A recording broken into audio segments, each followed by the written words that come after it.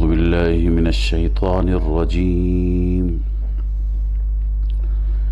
بسم الله الرحمن الرحيم.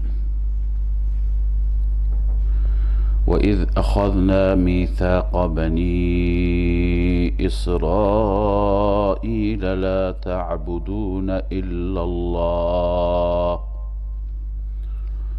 وبالوالدين إحسانا وذي القربى واليتامى والمساكين وقولوا للناس حسنا وأقيموا الصلاة وآتوا الزكاة ثم توليتم إلا قليلا منكم وأنتم معرضون. صدق الله مولانا. اللهم صل على سيدنا وشفينا وحبيبنا مولانا محمد صحبه وآله وسلم. در آیات گذشته بعد از اینکه انعامات و احسانات الهی بر بنی اسرائیل خوانده شد، اون آیاتی که بیانگر انعامات بود، سپس ذکر بعضی از مفاسد و خباثت های بنی اسرائیل در ادوار گذشته بود. آنان را هم خواندیم، چند تا از مفاسد اونها یادآوری شد و حال در این آیات که و اذ اخذنا میثاق بنی اسرائیل شروع میشه، یادآوری بنی اسرائیلی های مخاطب در زمان آن حضرت صلی الله علیه و سلم به بعضی از میثاق ها، به بعضی از پیمان هایی که اونها با خدا داشتند. اون پیمان ها در تورات بودند و پیمان بسته بودند، اما بر مقتضای اون پیمان ها عمل نمی کردند. الله عزوجل اون پیمان ها را یادآوری می فرمایند. و اذ اخذنا میثاق بنی اسرائیل، زمانی که ما پیمان گرفتیم از بنی اسرائیل، تشریح اون میثاق و توضیح اون میثاق و پیمان که اینها هم مربوط به حقوق الله بود و هم مربوط به حقوق العباد. اولین پیمان شرک نکردن، بر توحید و یکتاپرستی ماندن. لا تعبدون الا الله و بالوالدین احسانا، اینکه غیر از خدای عزوجل هیچ کسی را عبادت نکنید شما. و دوم بالوالدین احسانا، ای احسنوا بالوالدین احسانا، با والدین، با پدر و مادر که بعد از خدای عزوجل منعم انسان هستند، احسان بکنند، نیکی بکنند و خوبی داشته باشند. و نه تنها با والدین، با تمام متعلقین. و ذی القربى، با خویشاوندان، و الیتامی، یتیمان، و المساکین، مساکین و ناداران. و قولوا للناس حسنا، و با مردم برخورد حسنه داشته باشند. بگویید به مردم زیبا بگویید، یا ای قولا حسنا، قول زیبا، سخن زیبا در کلامتون، در گفتارتون، در کردارتون، در همه جا نیک و صادق باشید. این حقوق الله بود و حقوق العباد بود. و اقیموا الصلاة، این بخش اصلاح است، اصلاح نفس است. نماز را برپا بدارید. و آتوا الزکات، زکات بدهید. هم عبادت جانی هست، هم عبادت مالی هست. نماز تکبر را از انسان دور می کند، تواضع را در انسان ایجاد می کند که هر دو اخلاق انسان را اصلاح می کنند. و زکات هم بخل و حرص و تمام صفات رذیله را از انسان دور می کند و در انسان سخا به وجود می آورد. لذا هر یکی از اینها حکمت هایی داره، هر یکی از اینها خیراتی دارد. اما ثم تولیتم، این میثاق را ای بنی اسرائیل در تورات شما با خدای عزوجل داشتید. ثم تولیتم، سپس شما تولی کردید، شما پشت دادید، شما روی گردانی کردید. الا قلیلا منکم، مگر اندکی از شما. اندک اشاره به اون بنی اسرائیل مخلصی هست که آنها ایمان آوردند، همچون حضرت عبدالله ابن سلام رضی الله تعالی عنه و انصار او، شاگردان او و کسانی که از اطرافیان ایشون بودند.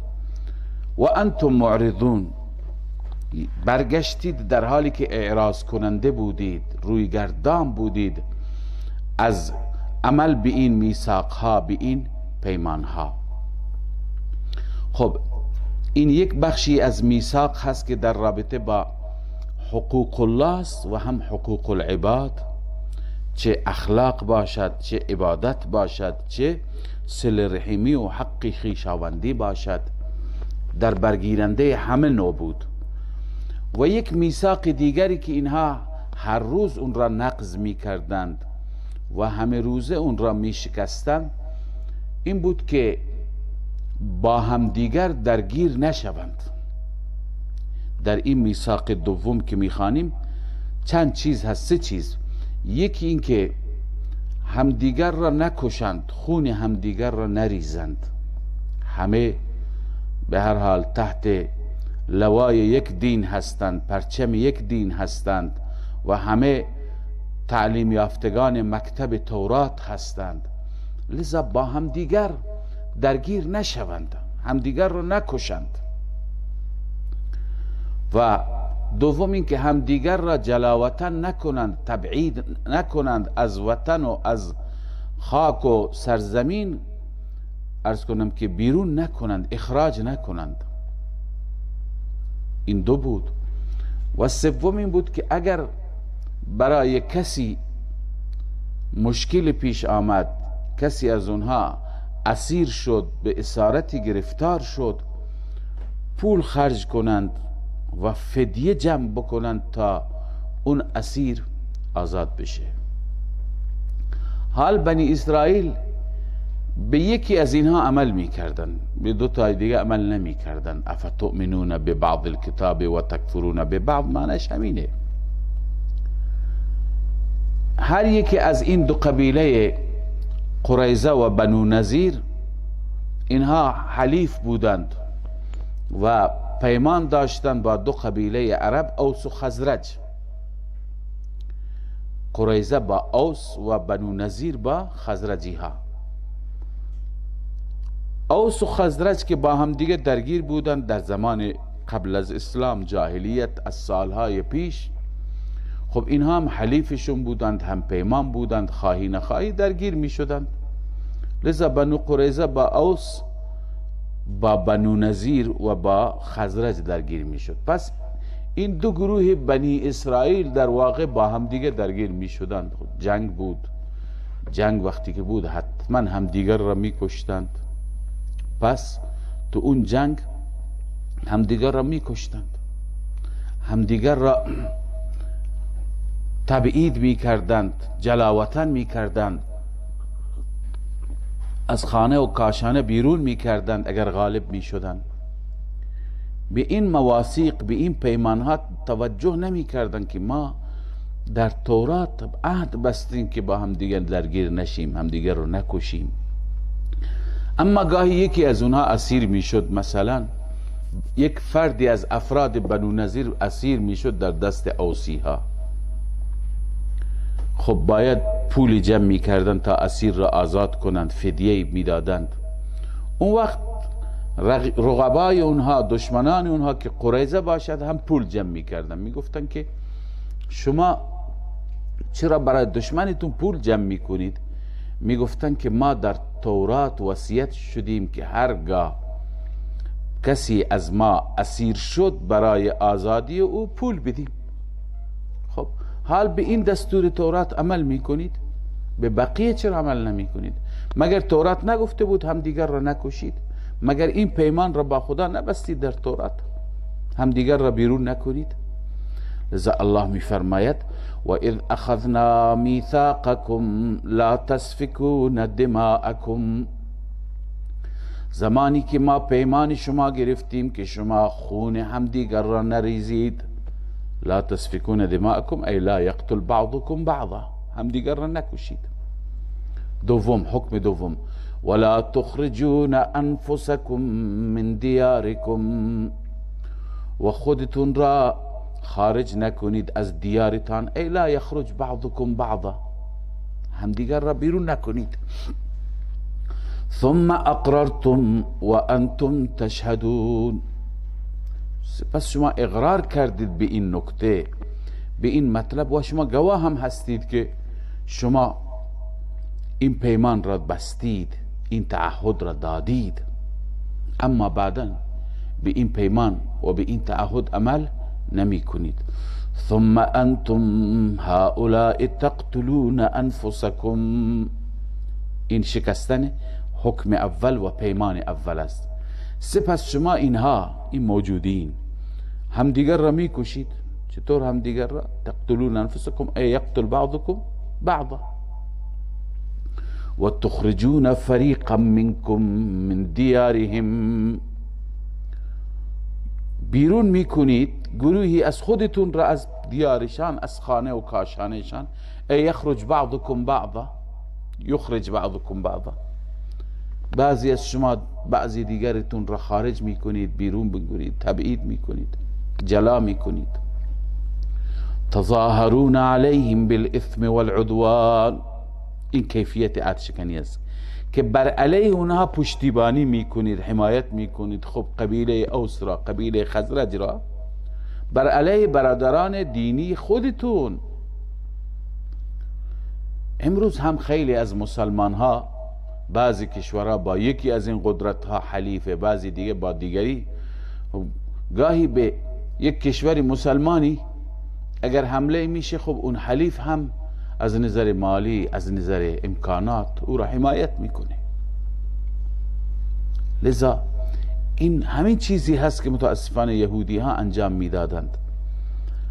لذا بر علیه همدیگر شما حمایت میکنی، بالاثم والعدوان، به گناه و تعدی. اسم چون که حقوق الله را شما ضایع میکنید، تعدی حقوق العباد را ضایع میکنید. لذا همدیگر را از بین میبرید، همدیگر را بیرون میکنید. اما در اون حکم سوم که عرض کردم، اسیری اگر باشد برایش فدیه میدید برای آزادیش، اونجا به تعهد عمل میکنید.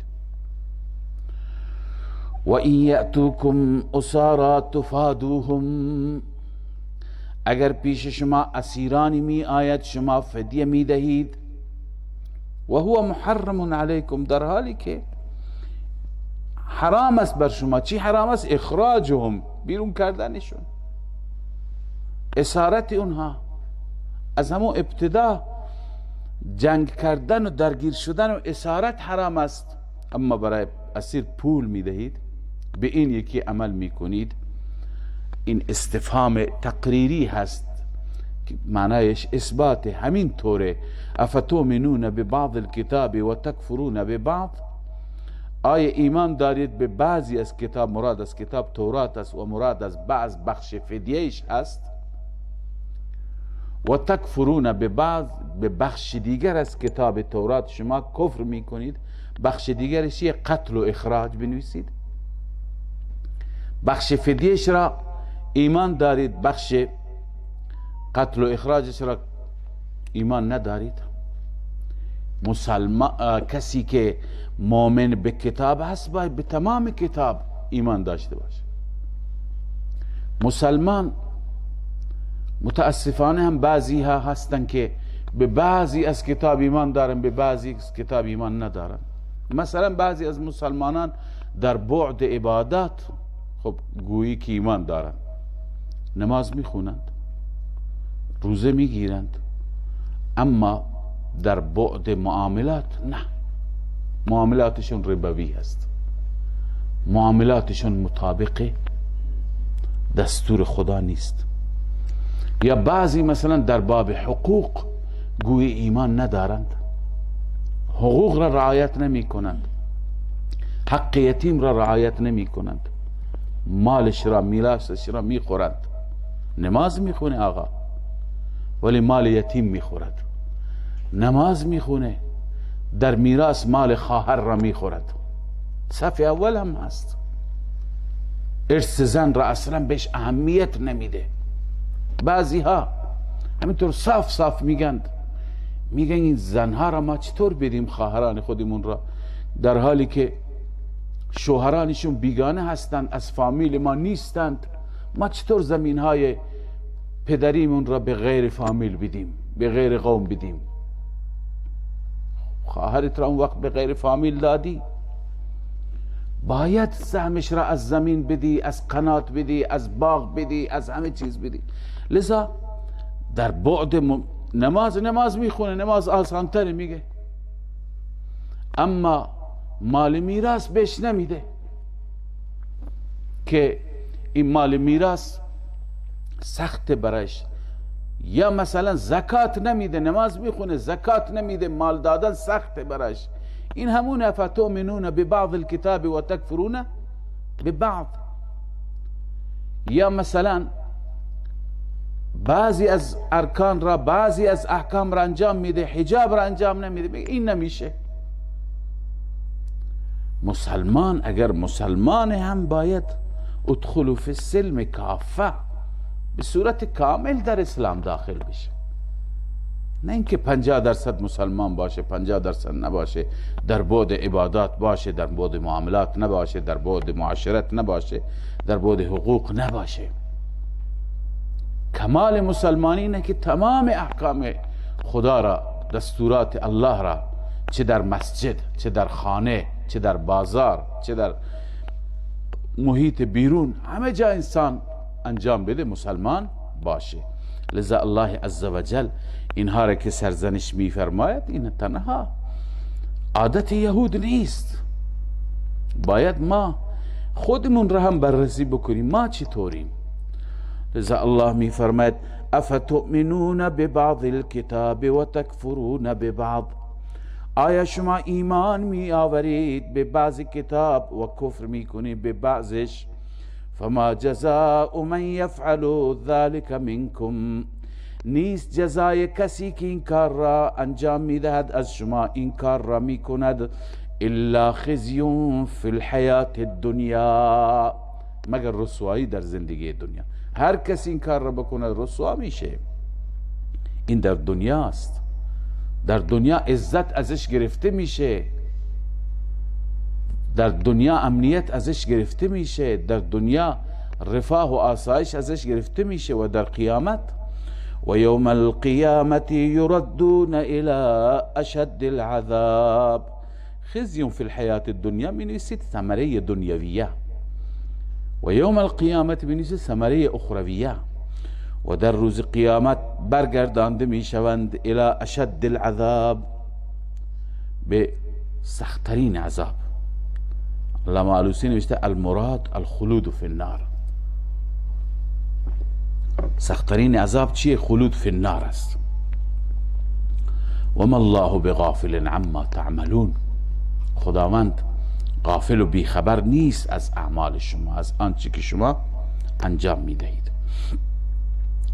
اولئک الذین اشتروا الحیاة الدنیا بالآخرة فلا یخفف عنهم العذاب ولا هم ینصرون.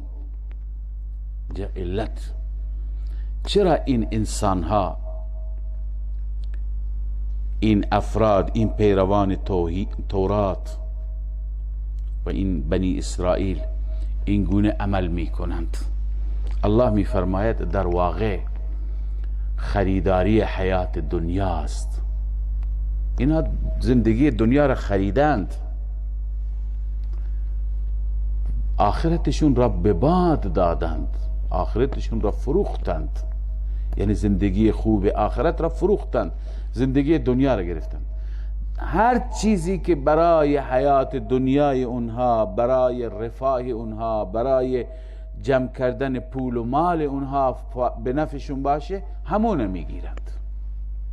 معنیش اینه، یعنی بعضی ها هستن فقط به مادیات میاندیشند، به بعد رفاهی زندگی میاندیشند، اصلا به رفاه آخرت، به خیر و جزای خوب آخرت فکر نمی کنند.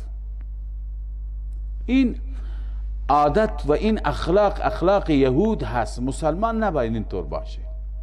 متاسفانه از ما هم خیلی ها غافلیم، فقط به همین رفاه دنیا فکر میکنیم، به عیش و نوش دنیا فکر میکنیم، ذره به راحت آخرت فکر نمی کنیم که چیکار بکنیم اینجا، ولو اینکه تو این دنیا اذیت بشیم، تو این دنیا مال بدیم، تو این دنیا زکات بدیم، تو این دنیا مشقت تحمل بکنیم تا آخرتمون خوب بشه، اونجا رفاهی داشته باشیم. چرا به اون فکر نمی کنیم؟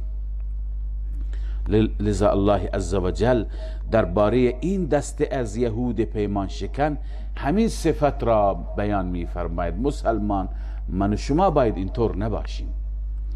الله می فرماید اولئک الذین اشتروا الحیات الدنیا بالآخره، این افراد، این گروه، این کسانی هستند که خریداری کردن زندگی دنیا را به دلیل مخالفت با احکام شرعی در مقابل آخرت. اینها آخرت را نخواستن، دنیا را خواستن.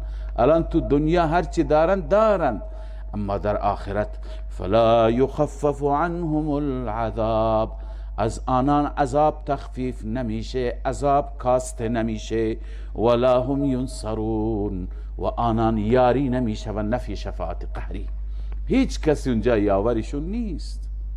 پیامبران که آبا و اجدادشون باشن نمیتونن برای اینهایی که اینگونه کفر کردن برای اینها کاری بکنند. ولقد آتینا موسی الكتاب وقفینا من بعده بالرسل وآتینا عیسی ابن مریم البینات وأیدناه بروح القدس. خباثتی دیگر از خباثت های یهود اینجا بیان میشه. الله عزوجل می فرماید که ما چون یهودی ها به رسول اکرم صلی الله علیه و سلم ایمان نداشتند. چرا ایمان نیاوردند؟ چون که مطابق میلشون نبود. اونها دلشون میخواست از خودشون باشه، از فامیل خودشون باشه. لذا در گذشته هم انبیایی که از بنی اسرائیل آمدند به بعضی ایمان آوردند، بعضی دیگر را ایمان نیاوردند، اونها را شهید کردند، اونها را کشتند. لذا معلوم میشه که هوای نفس است و بس، چیز دیگه نیست. الله عزوجل اشاره میفرمه بعضی انبیا از خود بنی اسرائیل بودند، اونها را به اونها کفر کردن، مثل سیدنا عیسی علیه السلام قبولش نداشتن. بعضی دیگر را مثل سیدنا یحیی و زکریا شهید کردند، بعضی دیگر را تکذیب کردند. پس اینها در واقع بندگان هوای نفس هستند، هرچی که دلشون بخواد، دنبال واقعیت نیستند. لذا انکار رسول مکرم صلی الله علیه وسلم و کفر به پیغمبر عزیز اسلام بر اساس چی هست؟ بر اساس هوای نفس هست، بر اساس همون هوای نفس که در گذشته نسبت به پیامبران خودشون حتی اعمال کردن. لذا الله می فرماید ولقد آتینا موسی الکتاب، همانا ما دادیم به موسی علیه السلام کتاب را، وقفینا من بعده بالرسل، قفینا به معنی اتبعنا، پشت سر فرستادیم بعد از موسی رسول دیگر. عرض کردم 4000 نبی و پیغمبر بین موسی و عیسی بود. و آتینا عیسی ابن مریم البینات، و در خاتمه سلسله انبیاء بنی اسرائیل ما دادیم به عیسی ابن مریم. عیسی ابن مریم، هر جا خدا میفرماید ابن مریم، تا بدونید ابن الله غلطه. هیچ پیغمبری اسم پدرش ذکر نشده. موسی ابن عمران نگفتند، یحیی ابن زکریا نگفتند، اسحاق ابن ابراهیم نگفتند، یعقوب ابن اسحاق نگفتند. اما عیسی ابن مریم هر جا میفرماید معنیش اینه که ابن مریم است، اله نیست، از شکم مریم زاییده شده، ولو اینکه بدون پدر بوده ابن مریم هست. لذا ابن مریم هر جا قرآن میگه این نفی الوهیت است در واقع و اشاره به بشریت است. و آتینا عیسی ابن مریم البینات، و ما دادیم به عیسی ابن مریم دلائل را، معجزات را. چه معجزاتی؟ و ایدناه بروح القدس، و او را ما تایید، اینم نفی الوهیت، ما تقویتش کردیم، ما تاییدش کردیم با روح القدس و جبرائیل. یعنی نیاز داشت به کمک.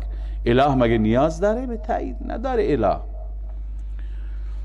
حال از شما میپرسیم ای بنی اسرائیل، ای مخاطبین قرآن از یهود و بنی اسرائیل، افکلما جاءکم رسول،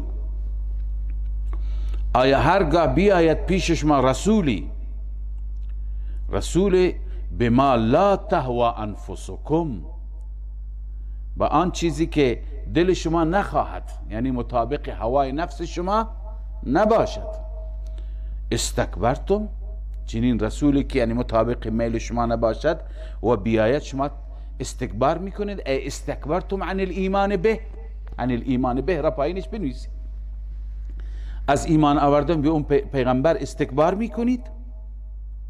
ببین نتیجه استکبار چی میشه؟ ففریقا کذبتم و فریقا تقتلون، یک گروه از شما یک گروهی را تکذیب میکنید و یک گروه دیگر را میکشید، شهید میکنید. چنانچه در رابطه با همه انبیاء بنی اسرائیل همین کار را کردند، گروهی را شهید کردند، گروهی را تکذیب کردند، توهین کردند، کفر کردند.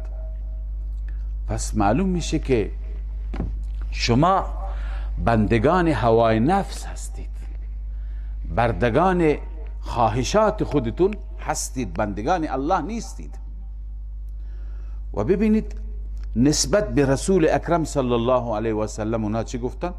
و قالوا قلوبنا غلف، به صورت افتخار گفتن، قالوا افتخارا، گفتن دلهای ما غلف. غلف جمع اغلف هست. اغلف به معنی اینکه در پرده، در غلاف. معنیش اینه که دلهای ما در غلاف هست، یعنی دلهای ما برای سخنان شما باز نمیشه. ابن عباس میگه قلوبنا ممتلئه لا تحتاج الى محمد، دل ما پره. معنیش اینه که بعضی میگه این گوش من پره، حرف شما را اصلا قبول نمیکنه. اینا گفتن دلهای ما دیگه در غلاف است، گویا پر هست و صحبت شما را دیگه، برای صحبت شما جایی تو دل ما نیست، یعنی پذیرش نیست، آمادگی برای پذیرش نیست. الله میفرماید بحث غلاف نیست، بحث چیزی دیگه هست. چیه؟ بل لعنهم الله بکفرهم، این رد است به آنچه که گفتن، بلکه الله اونها را لعنت فرموده، یعنی از رحمت خدا فاصله دارند. تو این دل ایمان دیگه جایی نداره، تو این دل هدایت جایی نداره. بل لعنهم الله بکفرهم، به سبب کفرشان. فقلیلا ما یؤمنون، بسیار اندک هست آنچه که ایمان می آورند. قلیلا مفعول مطلق قله هست، قل قلیلا ما هم اضافی هست برای مبالغه و معنی قلیلا یعنی خیلی خیلی کم اینها ایمان میارن. اونی که کم ایمان میآورن که اونها مثل عبدالله ابن سلام و امثاله، همونها ایمان میان، بقیه نه. و بعضی گفته اینجا قلیلا عرض کنم که به معنی عدم هست، یعنی به دلیل ملعون شدن و مقهور شدن قلیلا ما یؤمنون، اصلا ایمان نمی آورند. معناه لا یؤمنون اصلا لا قلیلا ولا کثیرا، تفسیر کبیر نوشته. دلهای همین ها. پس ببینید اینها به این دلیل به محمد صلی الله علیه و سلم ایمان نمی آورند، در حالی که در آینده میفرماید در گذشته برای هم نوعان خودشان، هم کیشان خودشان، برای بقیه مردم تعریف می کردند که محمد خاتم می آید. ولما جاءهم کتاب من عند الله، زمانی که آمد پیش آنان کتابی از جانب الله، مراد از کتاب نیست قرآن، در حالی که ببین وصف اول کتاب من عند الله هست و تنوین کتاب للتعظیم است. کتاب عظیم من عند الله، کتاب بزرگ عالی شأنی از جانب خدا آمد. وصف دوم مصدق لما معهم، این کتاب با کتاب اونها در تناقض نیست، این کتاب تصدیق کننده آنچه هست که با اونهاست، یعنی کتاب اونهاست، تورات است. این وصف سوم. و كانوا من قبل یستفتحون على الذین کفروا، و همین یهود بودند قبل از این، در حالی که بودند یستفتحون على الذین کفروا. یستفتحون را دو ترجمه میکنم. یک ترجمه که بعضی از مفسرین ذکر کردند، یستفتحون به معنی طلب فتح، یعنی قبل از این بر علیه کفار طلب فتح می کردند. چطور طلب فتح می کردند؟ بعضی ها که معتقد به این نوع توسل هستند، نه اون توسل به معنی اغاثه، استغاثه از قبور، استغاثه از مردگان، اون را که هیچ که قبول نداره. بعضی میگویند که منظور این توسل است که میگفتند خدایا به طفیل این پیغمبر خاتم که میآید ما را اینجا پیروز بگردان، به خاطر اون پیغمبر ما را فتح بده. قبل از این حتی تو جنگ های خودشون بر علیه دشمنان به نام اون پیغمبر خاتم چی میکردن؟ طلب فتح میکردن.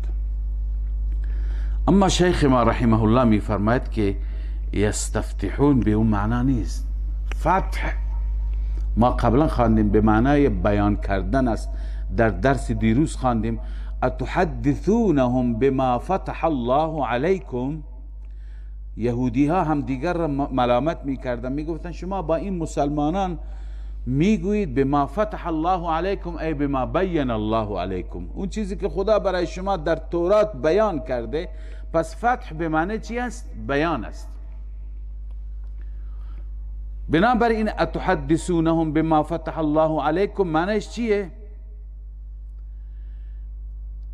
یستفتحون به معنیش چیه؟ یعنی قبل از بعثت رسول الله همین یهودی ها برای بقیه مردم یستفتحون یعنی بیان میکردند. چی میگفتند؟ میگفتند چنین پیغمبری میاد ای مردم، پیغمبری که در آخر زمان میاد، اون پیغمبر میاد تو همین شهر مدینه میاد، تو همین یثرب میاد. پس وکانوا من قبل یستفتحون، یستفتحون به معنای یبینون، به معنای بیان کردن هست.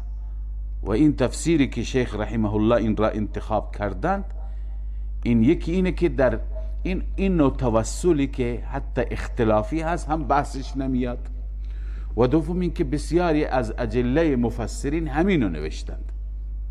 چنانچه علامه اندلسی در بحر المحیط و علامه آلوسی در روح المعانی همینو نوشتند. ای یعرفون المشرکین ان نبیا یبعث منهم وقد قرب زمانه. این یستفتحون به معنی چی است؟ بیان کردن است. اتحدثونهم بما فتح الله، بما فتح الله بما بین الله. پس همین یهود قبل از بعثت رسول الله در همین مدینه می گفتند، یستفتحون می گفتند، بیان می کردند بر کفار یعنی بر مشرکین، برای اونها تعریف می کردند که چنین پیغمبری خواهد آمد. خب خودتون تا دیروز می گفتی پیغمبر میاد، الان که پیغمبر آمد کفر می کنید. لذا الله می فرماید فلما جاءهم، حال این اعتقاد بعد از بعثت، قبل از بعثت بهش ایمان داشتن، قبل از بعثت قبولش داشتن. فلما جاءهم، زمانی که آمد پیغمبری که ما عرفوا، آنچه که آن را شناختند، کفروا به، به آن کفر کردند. ای ستر الحق عنادا، عنادا حق را اینها پوشیدند. فلعنت الله علی الکافرین، این ثمره هست، این نتیجه هست. پس لعنت خدا بر چنین کافرینی که آشکارا کفر کردند. بئس ما اشتروا به انفسهم، اینها در واقع به گفته قرآن مجید یه معامله کردند. این معامله چیه؟ اینه که قرآن میگه بسیار معامله بدی انجام دادن. بئس ما فعل ذم است، بسیار بد است آنچه که معامله کردند. اشتروا به، اینجا اشترا به معنی باعو هست، فروختند به وسیله آن خودشون را، یعنی نفسشون را، جانشون را فروختند. و چی را خریدند؟ ان یکفروا بما انزل الله، این مخصوص به ذم هست. بسیار بد است آنچه که کردند، فروختند و خودشون را در مقابل اینکه ان یکفروا بما انزل الله، اینکه کفر کردن به قرآن خدا.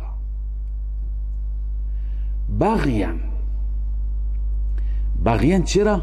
این سبب است، مفعول له هم هست. اشترا بغیان، این معامله را کرده از روی ظلم یا از روی حسادت. بغیان ای حسدا. تفسیر کبیر امام رازی رحمه الله این آیه را اینطور تفسیر کرده که انهم ظنوا ان هذا الفضل العظیم بالنبوة المنتظره يحصل في قومهم. اینها قبلا فکر میکردند که این فضل عظیم به نبوتی که در انتظارش بودند حاصل میشه در قوم خودشون.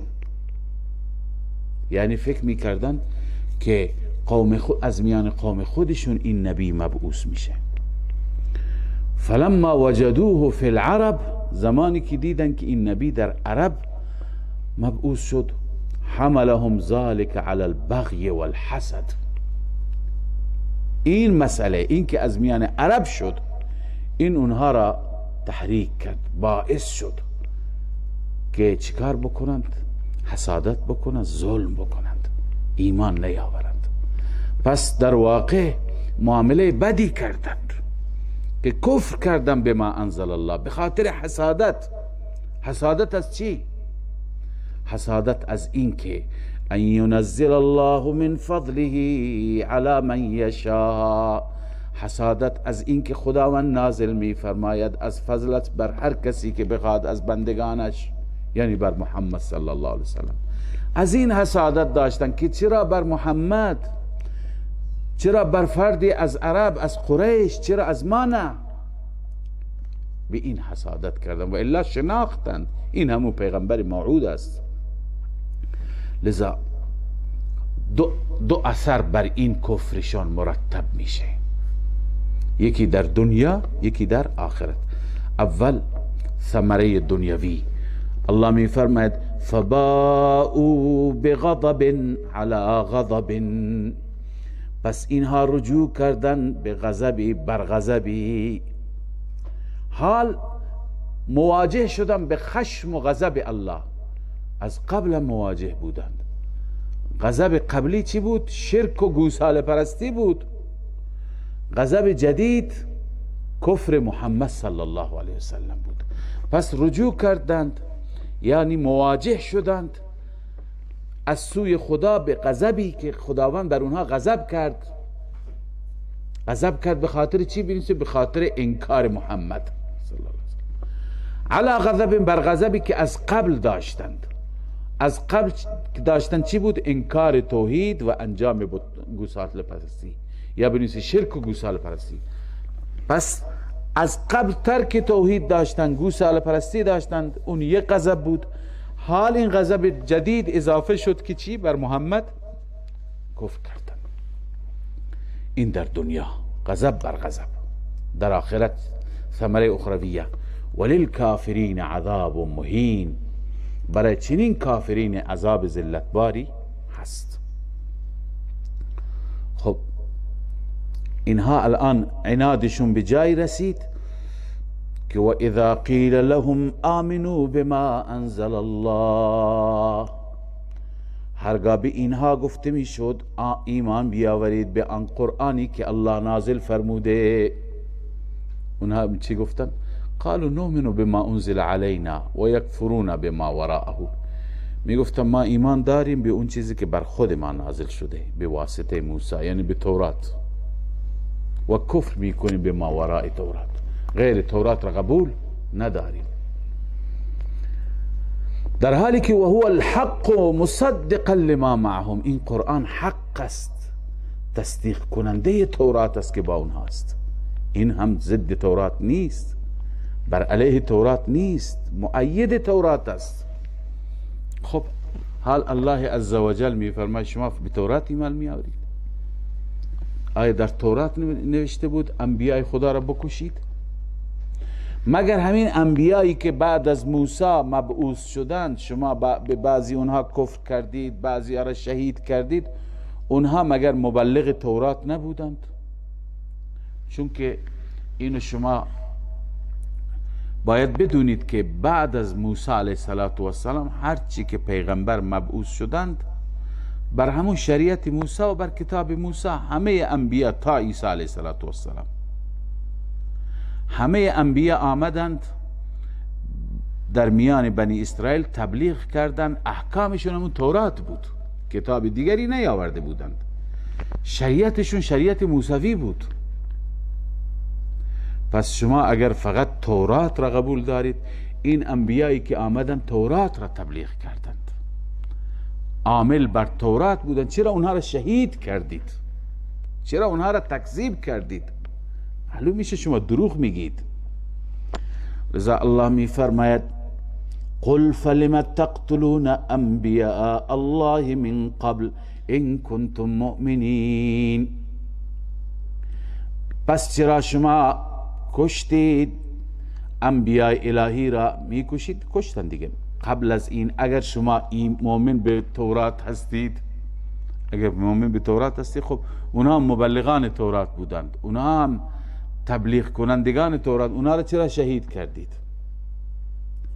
و همچنین رد دیگر، چند رد میفرماید. اولا الله عزوجل میفرماید اینا قرآن را قبول ندارن در حالی که و هو الحق، و این رد اول است. دوم مصدقا لما معهم، این رد دوم است، بنویسی رد دوم. سوم قل فلم تقتلون انبیاء الله، این رد چهارم است، رد سخن اونها. پنجم چهارم ببخشید ولقد جاءکم موسی بالبینات، اون رد سوم، این رد چهارم. همون تورات را میگی ما ایمان به تورات میاریم، مگر موسی علیه السلام با دلائل و با معجزات و با تورات نیامد؟ چرا شما در همون زمان تورات گوساله پرستی کردید؟ معلوم میشه شما دروغ میگید، شما بندگان هوای نفس هستید. ولقد جاءکم موسی بالبینات، همانا موسی علیه السلام پیش شما آمد با دلائل و معجزات. ثم اتخذتم العجل من بعده، سپس شما گوساله را گرفتید الها، گوساله را به عنوان اله گرفتید من بعده، بعد از مجیء موسی، بعد از آمدن موسی. و انتم ظالمون، شما واقعا ظالم بود، ظلم بزرگی کردید. اینجا شرک کردن، شرک ظلمه. چرا؟ چون عبادت مالکی مال الله هست، شما عبادت را در غیر محلش انجام دادید، برای گوساله انجام دادید، برای عجل انجام دادید. الظالمون ای الوازعون العبادة فی غیر محلها، عبادت را در غیر محلش انجام دادید. پس اگر شما نؤمن بما انزل علینا هست، در همون ما انزل علینا چرا به گوساله پرستی پرداختید؟ این رد چهارمیشون بود. و اذ اخذنا میثاقکم، این رد پنجم است. شما راست میگویید، شما فقط به تورات عمل میکنید.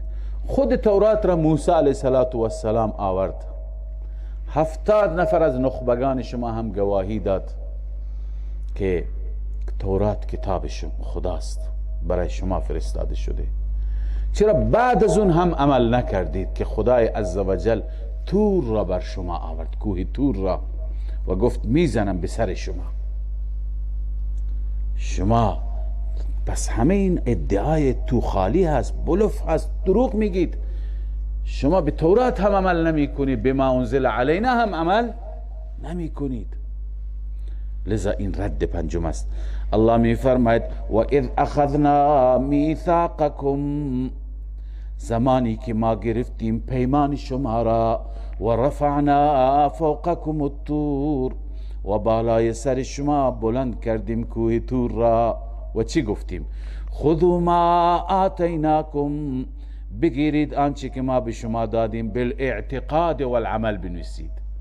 هم با اعتقاد بگیرید و هم با عمل، بقوت، با قوت و همت.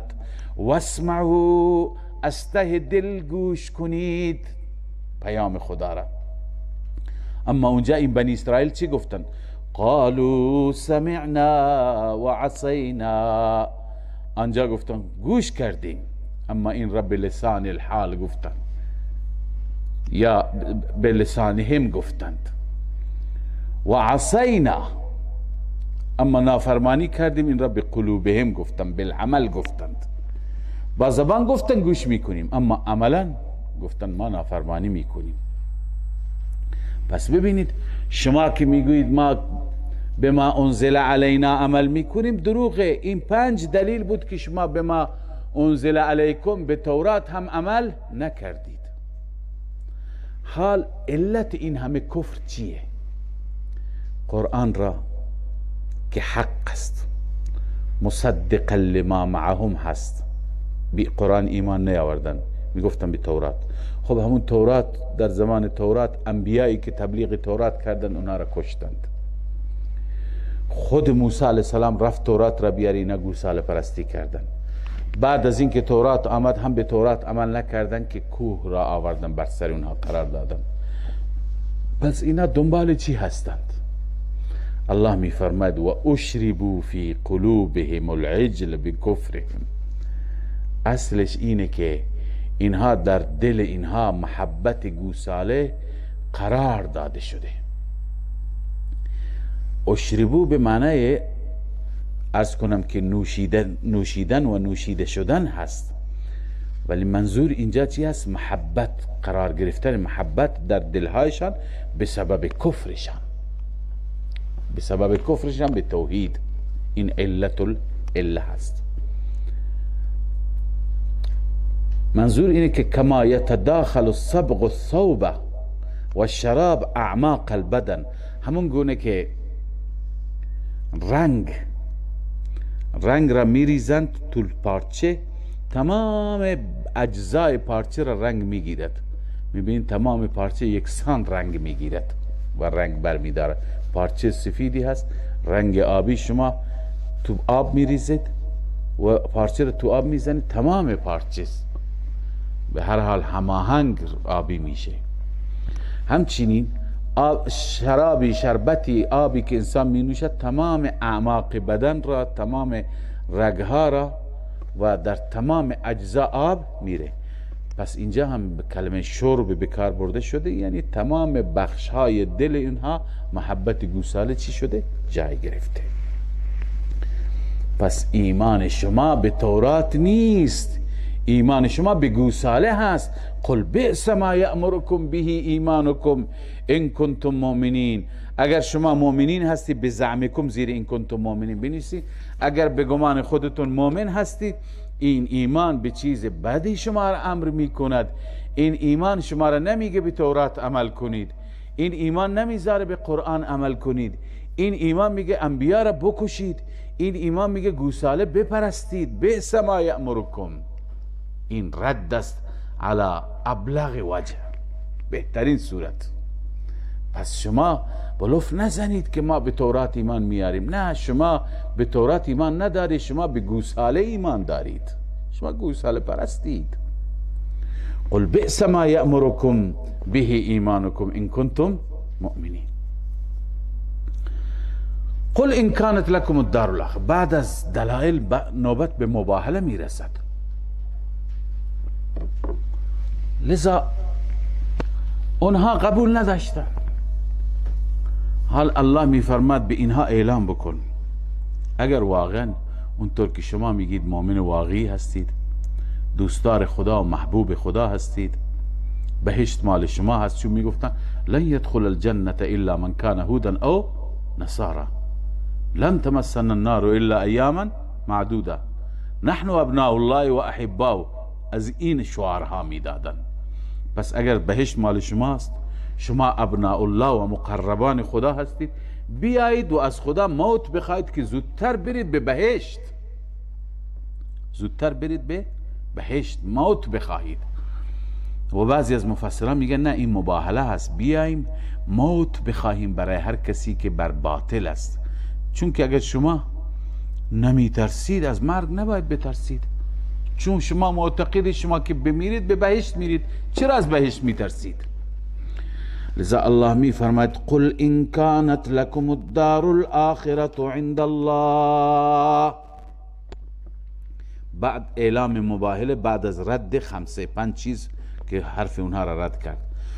بگو اگر برای شما هست دار آخرت نزد خدا خالصتا، فقط مال شماست، من دون الناس، بغیر از مردم، فتمنوا الموت ان کنتم صادقین.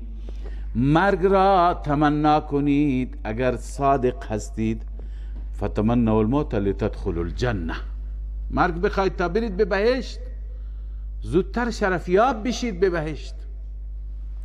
بعضی اینو گفتن که مرگ را برای خودتون بخواید، بعضی گفتن نه، این اعلام مباهله است. علامه قرطبی گفته فتمنوا الموت ای ادعوا بالموت على الكاذب من الفریقین. مرگ بخواید برای چه کسی بخواید؟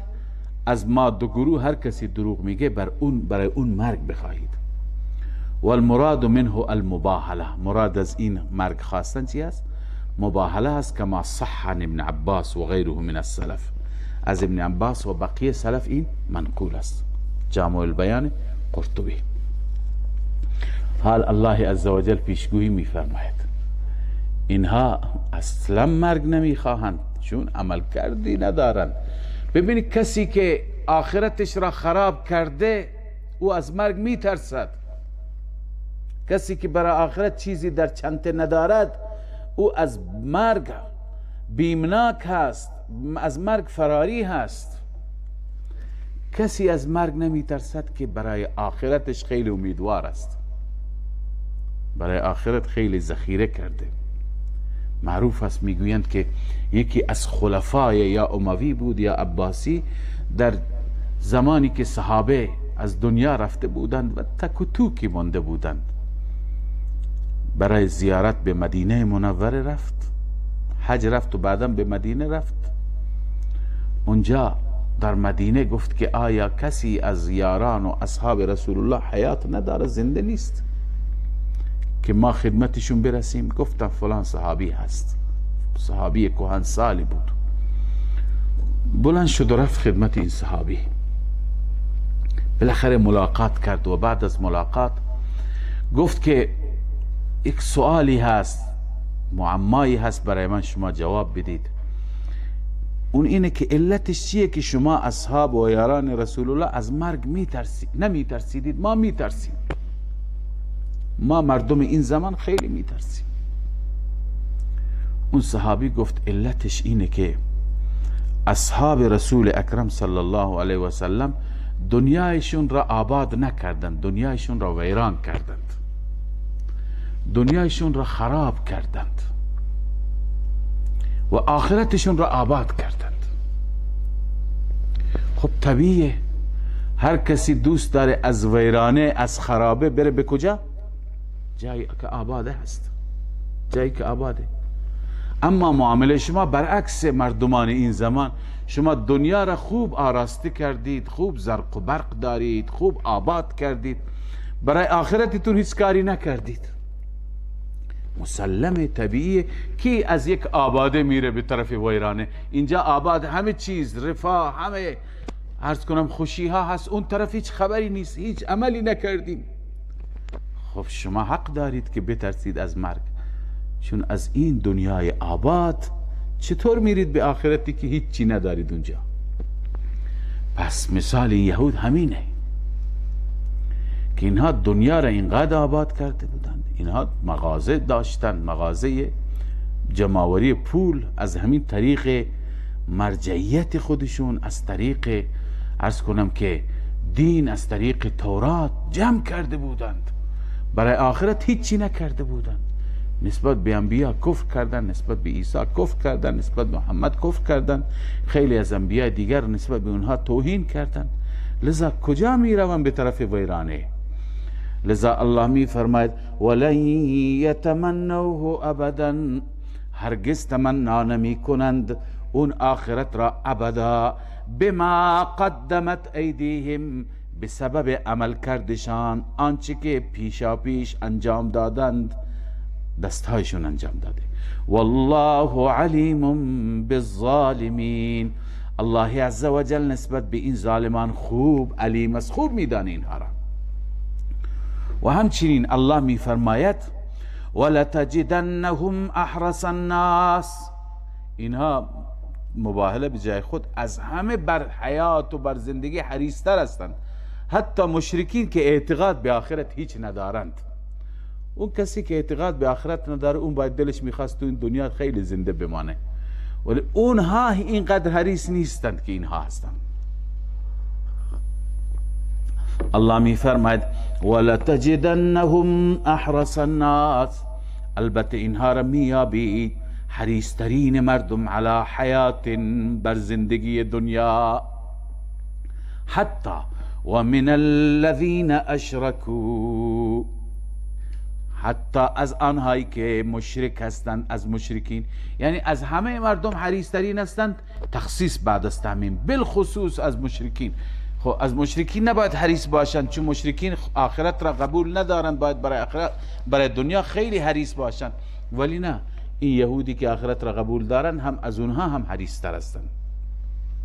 کیفیت حرص، یود احدهم، بنویسید کیفیت حرص، چقدر حریصند. یود احدهم لو یعمر 1000 سنه، دوست دارد یکی از همین یهود که عمر بکند 1000 سال، 1000 سال عمر داشته باشد. اما این حماقتشون است. 1000 سال که عمر داشته باشی بعد از جهنم نجات میابی؟ نه. و ما هو بمزحزه من العذاب ان یعمر، مزحزه یعنی دور کننده نیست. این یعنی این سن زیاد، این 1000 سال هو را ان یعمر بعد چی کرده؟ توضیح داده. نیست این دور کننده او از عذاب، ان یعمر، این که عمر بکند 1000 سال، نه 10,000 سال عمر بکند، بعد از اینکه بمیرد باید بره به جهنم. والله بصیر بما یعملون، الله عز و جل خوب میداند به آنچه که آنها عمل میکنند. الله به اعمالشان آگاه است، مطلع است. خب پس این بخش که امروز خواندیم مورد خطاب یهود زمان رسول الله بودند که تمام میثاقها را، تمام پیمانها را شکستند. الله عزوجل پیمانها را یادآوری کردند. شما چه پیمانهایی بستید؟ نسبت به پیغمبر خاتم هم پیمان را شکستید، نسبت به خودتون هم شکستید، همدیگر را میکشید، همدیگر را جلاوطن میکنید و بالاخره به این قرآن ایمان نمی آورید. ادعای شما دروغ است که نؤمن بما انزل علینا، همه دروغه. شما عرض کنم که بنده هوای نفس هستید. اینها مشخص کردن تمام مریضی ها و تمام خباثت های اونها که در زمان پیغمبر بودن.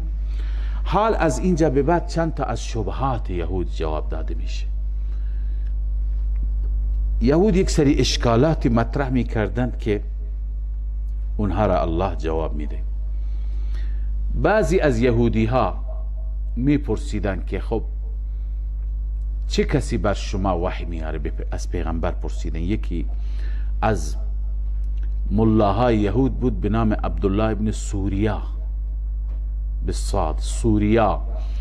این عبدالله ابن سوریا آمد پیش پیغمبر خدا صلی الله علیه وسلم، گفت که کدوم فرشته واسطه شما و خداست، رابط شما و خداست، بر شما وحی میاره؟ آن حضرت صلی الله علیه و سلم فرمود که جبرائیل امین. او می گفت عجب، اگر میکائیل می بود برای ما هنوز راهی داشت، ایمان می آوردیم، چون ما با میکائیل دوستیم، ما با جبرائیل میانه خوبی نداریم. چرا؟ جبرائیل تمام مشکلاتی که برای ما یهود پیش آمد از طرف جبرائیل بود. هرچی عذاب آمد، هرچی که بدبختی آمد، هرچی که مصیبت آمد، جبرائیل اونها را آورد، در حالی که جبرائیل یک مأمور بوده. لذا گفتم ما دشمن جبرائیلیم، ما به همین خاطر ایمان نمیاریم. الله عزوجل اینجا جواب دادند که هر کسی که دشمن جبرائیل باشد، جبرائیل چی کار کرده؟ جبرائیل قرآن را نازل کرده، کاری دیگه نکرده، او کافر است. الله می فرماید قل من کان عدوا لجبریل، بگو هر کسی که دشمن باشد برای جبریل، این شرط است، جزا مقدره، فهو علی الخطا، او بر خطا هست، او اشتباه است. چرا؟ علت اون جواب مقدر، فإنه نزله على قلبك بإذن الله، همانا جبرائیل نازل کرده این قرآن را بر قلبت ای محمد به اذن الله، او از خود نکرده، به اذن الله کرده. لذا جبرائیل مأمور خداست، دستور از خدا داره. و بعض این قرآن هم کتابی هست که هماهنگ با کتاب اونها، مصدقا لما بین یدیه، تصدیق کننده آنچه هست که قبل از این است، یعنی تورات و انجیل. و هدن، و این کتاب، این قرآن هدایتی هست، و بشرا، و مجدی هست برای مؤمنان. پس او بر اشتباه هست که میگه من جبرائیل را قبول ندارم و جبرائیل را دشمن خودش میدونه. الله عزوجل جوابش میده. الله میفرماید من کان عدوا لله، هر کسی که دشمن خدا باشد، و ملائکته، و فرشتگان او باشد، دشمن فرشتگان او، و رسوله، دشمن پیامبران او، و از فرشتگان بالخصوص، و جبریل و میکالا، و دشمن جبرائیل باشد و میکائیل باشد، فهو عدو الله فهو کافر. جزا را مقدر کرده هر یک از مفسرین بر اساس از کنم شرایط اینجا. پس او دشمن خداست، او کافر است. فإن الله، این قائم مقام جزا است، فإن الله عدو للکافرین، همانا الله دشمن چنین کافرانی هست. و حال الله عزوجل بعد از این که این اشکالشون را جواب داد که شما اگر میگید دشمن جبرائیل هستی، پس خدا دشمن شماست و شما دشمن خدا. و بعد الله عزوجل اینجا ترغیب میده به سوی قرآن همراه با زجر و توبیخ. ولقد انزلنا آیات بینات، همانا ما نازل کردیم، اصل ما ایم. الله میفرماید آیات واضحات را. و این آیات را چه کسی انکار میکند؟ فاسق، اون کسی که از دین خارج شده. و ما یکفر بها الا الفاسقون، کفر نمی کنند نسبت به این آیات مگر فاسقان کفر می کنند. ای المتمردون فی الکفر الخارجون عن الحدود. علامه آلوسی نوشته روح المانی.